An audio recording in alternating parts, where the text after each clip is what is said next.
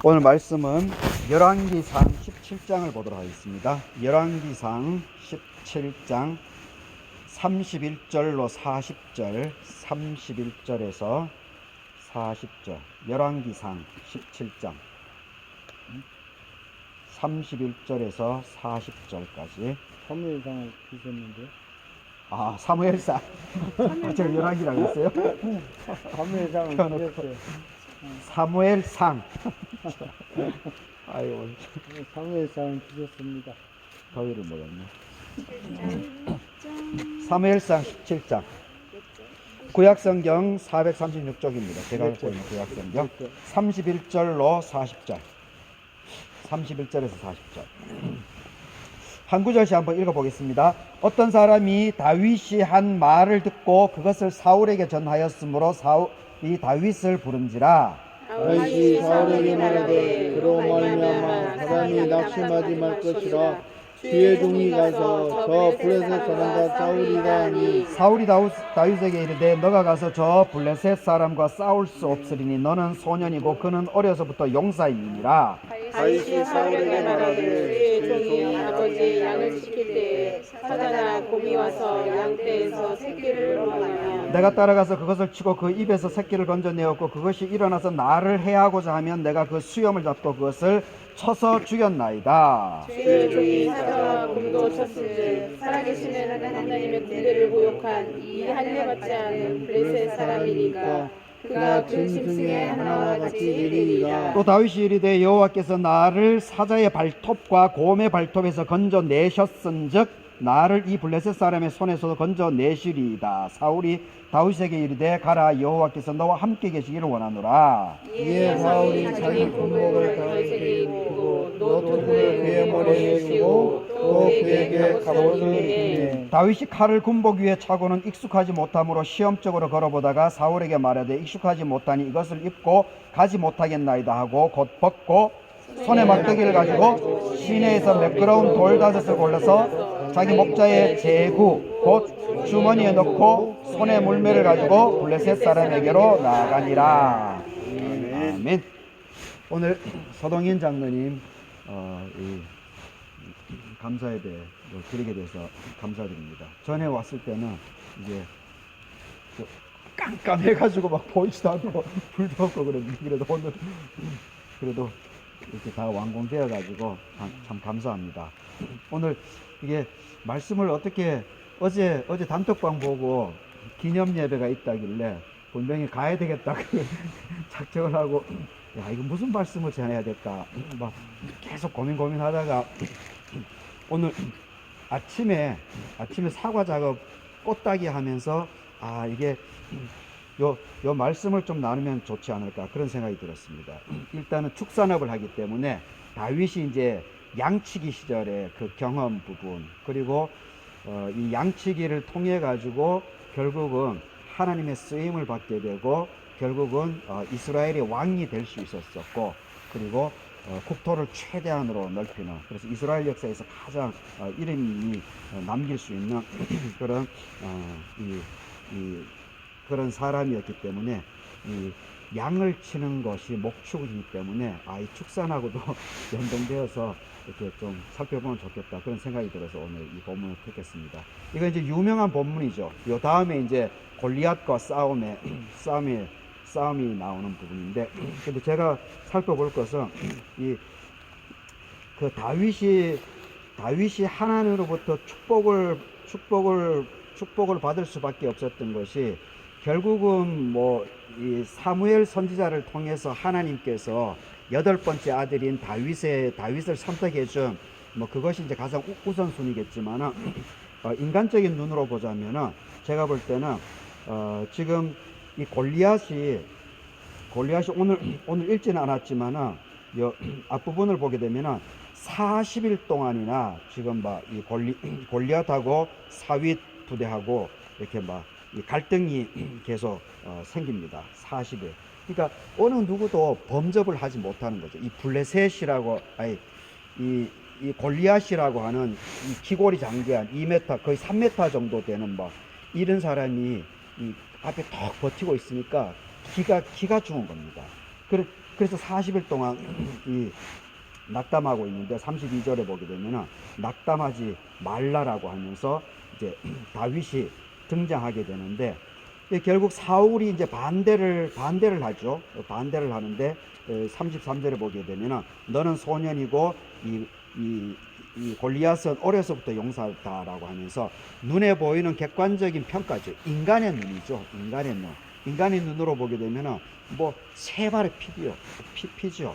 그럼에도 불구하고 다윗은 참 여튼 담대합니다. 다윗이 34절에 보게 되면 다윗이 사울에게 말하되 주의 종이 아버지의 양을 지킬 때에 사자 곰이 와서 양떼에게 새끼를 물어가면은 따라가서 그것을 치고 입에서 새끼를 건져내고 또 일어나서 나를 해하고자 하면은 내가 이 사자 수염을 잡고 그것을 쳐서 죽여버렸다. 사자와 곰도 쳐버렸다. 이렇게 얘기를 하고 있습니다.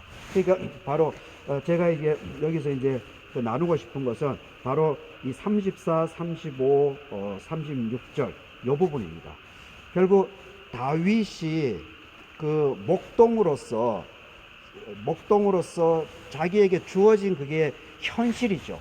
그리고 그것이 현장이고, 그리고 또 이 먹고 사는 생존의 부분이 연동되어 있는 부분이었고, 그런데 이 다윗은 자기에게 맡겨준 그 집안의 그 목동의 역할, 양치기의 역할, 그것에 아주 집중했다라고 하는 것을 여기서 볼 수가 있습니다. 사자나 곰이 나타나면 일반적으로, 그리고 이게 다윗이 지금 군대 징집이 안 됐으니까 20살이 안 된 거죠. 어렸을 때부터 다윗은 목동 생활을 했다라고 하는 것을 볼 수 있는데, 근데 이 다윗은 불평불만을 했다라고 하는 것이 나와 있지 않습니다. 사무엘 선지자가 이 축복을 주기 위해 가지고 왔을 때도 이 다윗 8번째 아들 어렸음에도 불구하고 그 양과 함께 있었다라고 하는 것을 성경에서는 기록해 놓고 있는 것을 보게 됩니다. 하여튼 그 현장에서, 집안에서 아버지가 맡겨준 그 일을 아주 집중적으로 최선을 다해서, 그리고 사자가 오든 곰이 오든 거기에 도망가지 않고 거기에 맞서 싸운 거죠. 맞서 싸워가지고 어떻게든지 자기 품에 있는 것을 어떻게든지 자기 생명이 끊어지더라도 그것을 지켜내려고 한 결과로, 그것으로 인해서 결국은 하나님께서 다윗을 들어 썼다라고 이렇게 보는 것이 참 합리적인 해석인 것 같습니다. 그래서 그것을 지키다 보니까 이제 이 돌 던지는 기술이 늘어난 거죠. 돌 던지는 기술이 그렇게 해서 늘어난 거죠. 돌 던지는. 그러니까 이게 뭐 우리 회원들도 그렇고 우리 장로님들 특별히 이제 소를 키우는 이 축산업을 하기 때문에 아마 이걸 하다 보면은 사자와 곰과 같은 그런 위험 요소, 나를 죽이려고 하는, 그리고 이 사업의 위기, 이런 것이 분명히 올 겁니다. 분명히. 그런데 그럼에도 불구하고 거기에 주눅들고 거기에 기선제압 당하지 않고 그 부분을 담대하게 어떻게인지 돌팔매질을 해가지고, 돌팔매질을 해서라도 서툴지만은 다윗이 처음부터 돌팔매질 잘할 수 없었겠죠.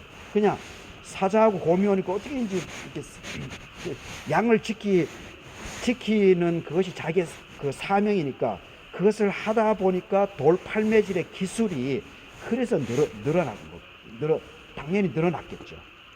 그래서 결국은 여튼 처음에는 먼저는 이 현장에 최선을 다해서 여러 가지 사건들이 분명히 일어날 수 있겠지만 그런 사건들에 대해서 사자와 곰과 같은 이래와 같은 그런 것이 오더라도 주눅들지 말고 담대하게 어떠한 방법을 써서라도 내가 죽기 사기로 각오하고 그 난관들을 돌파해 나가는, 그렇게 하면 반드시 하나님께서 다윗을 왕으로 골리앗을 이길 수 있는 그 부분을 허락해 주셨듯이 분명히 하나님께서 길을 열어주실 거다라고 하는 그 부분을 반드시 잘 새겼으면 좋겠습니다. 그리고 또 한 가지는 이 37절에 보게 되면 다윗이 이르되 여호와께서 나를 사자의 발톱 곰의 발톱에서 건져내셨기 때문에 나를 이 블레셋 사람 골리앗 손에서도 건져내시겠다. 이 믿음을 갖고 있었던 거죠. 확신을 갖고 있었던 거죠. 이 큰형 지금 전장에 나간 것이 8명의 아들들 중에 3명의 아들들이 장남, 차남, 셋째 이 3명의 아들들이 이 전쟁에 나가 있습니다. 그런데 첫 번째 이 엘리압도 이 8번째 다윗처럼 이런 게 없습니다. 담대함이 없습니다. 믿음이 없습니다. 이 나이만 많았지, 나이만 많고 장자라는 것밖에 없었었지, 이 다윗과 같이 하나님에 대한 신실함, 이런 하나님에 대한 이 어떤 하나님을 중심에 놓는 이런 사고방식, 이런 것이 전혀 없었습니다.